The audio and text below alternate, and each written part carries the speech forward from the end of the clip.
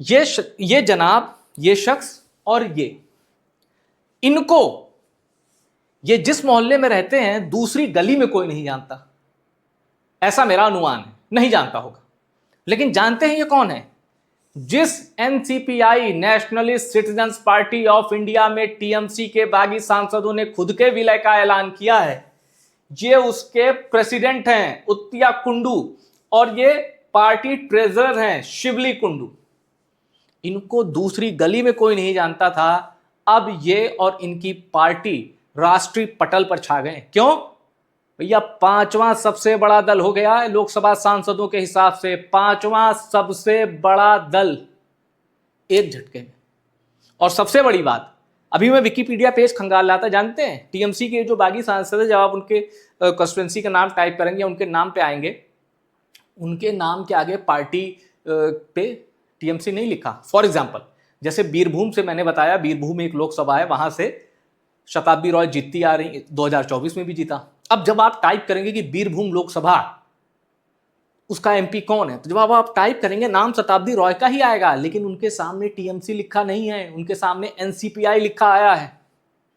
Wikipedia ने तो खुद को अपडेट कर दिया, लेकिन ओरिजिनल टीएमसी ममता बनर्जी, उन्होंने कहा कोई अपडेट नहीं होगा, ये पार्टी मेरी थी और मेरी ही रहेगी। अब देखिए जरा, इसके बारे में आ ही गए हैं तो जानकारी पूरी दे देते हैं। ये जो पार्टी है जिसमें विलय हुआ है, ये बंगाल में रजिस्टर्ड है और इसने 2023 का त्रिपुरा विधानसभा चुनाव लड़ा है। और लड़ा भी कितनी सीटों पर जानते हैं? 4 सीटों पर। कमाल है ना? बंगाल में रजिस्टर्ड की गई पार्टी, रजिस्टर्ड है ये पार्टी लेकिन अनरिकॉग्नाइज्ड भी है। ख्याल रखिएगा, कई जगह तो इसके प्रत्याशियों को नोटा से कम वोट मिले। एक अनवेरिफाइड रिपोर्ट में पढ़ रहा था कि इनके जिस कैंडिडेट को सबसे ज्यादा वोट मिला वो था 536 वोट। 4 असेंबली सीट लड़ी इन्होंने त्रिपुरा की 2023 के त्रिपुरा असेंबली इलेक्शन में। बंगाल में ये रजिस्टर्ड है। कुछ कह रहे हैं कि मेघालय में भी 1-2 जगह इनके वर्कर या इनसे जुड़े नेता हैं, लेकिन अब देखिए रजिस्टर्ड एड्रेस क्या है? बंगाल का हावड़ा।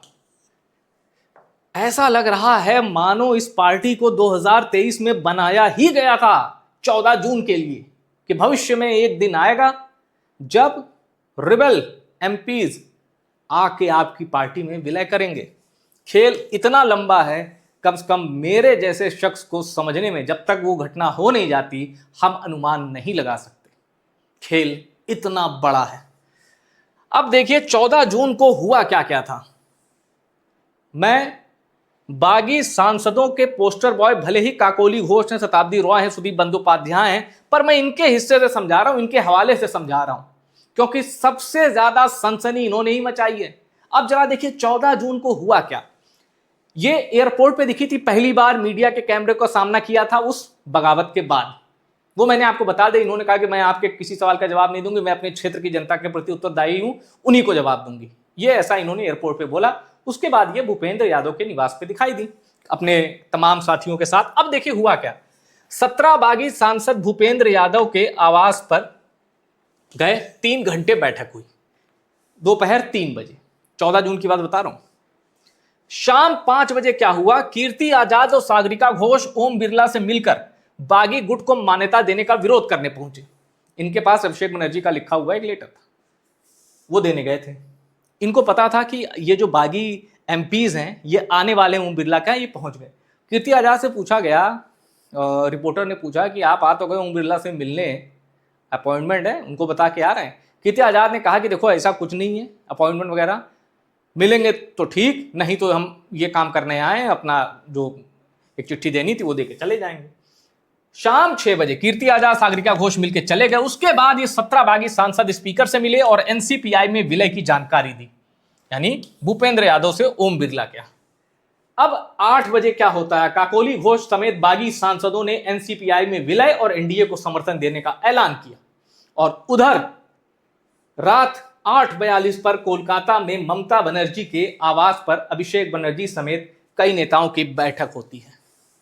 अभिषेक बनर्जी खुद भी जांच एजेंसियों के रडार पर हैं और अभी भवानी भवन जो वहां है उसमें होकर आए, उनसे पूछताछ भी हुई है।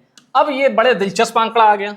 जिस पार्टी का नाम किसी ने नहीं सुना था, the national citizen party of India now has 20 Lok Sabha MPs, और शिवसेना से ज्यादा है उद्धव वाली, उससे ज्यादा एमपी हैं, शरद पवार की एनसीपी से ज्यादा एमपी हैं, टीएमसी, अब ये कौन सी टीएमसी है, टीएमसी आप समझ गए ना कौन सी टीएमसी, आरजेडी के 4 एमपी हैं, सीपीआईएम के 4 हैं, आप के 3 हैं, जेएमएम के 3 हैं, मुस्लिम लीग के 3 हैं, अकाली दल, बीजेडी, बीएसपी, इन सबसे ज्यादा मतलब इंडिविजुअली इनसे ज्यादा अब एनसीपीआई के सांसद हो गए।